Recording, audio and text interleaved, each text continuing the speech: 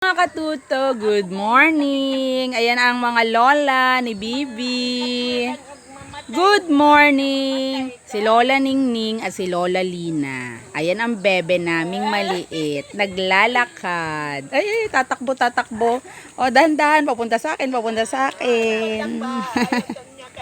Ito ang Papa Ado. Oh, baby. Bibi, oh. Hi. Ayan, tuwing umaga po. Ay, actually, dapat tuwing umaga lagi siya naglalakad eh.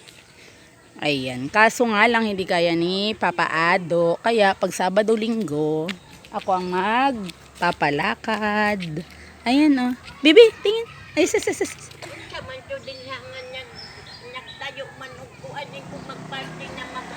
Ayan ang masarap sa mga sa mga may kapitbahayan no? Talagang nag-uusap-usap sila tuwing umaga. Ayan, nakakatanggal ng stress. Minsan may mga pamarites. Ayan, 'di ba?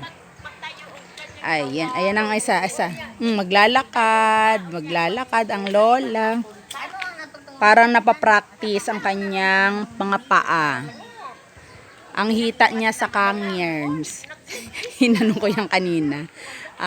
Hinilot. Ayan, hinilot. Dahan. Jesus! Hinilot ni mama yan eh. O, sige, lakad ka doon. Wag lang sa mga tae. Ayan, lakad tayo.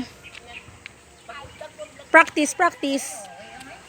Ayan, para hindi magasgasan masyado pag nadapa. Jogging pants.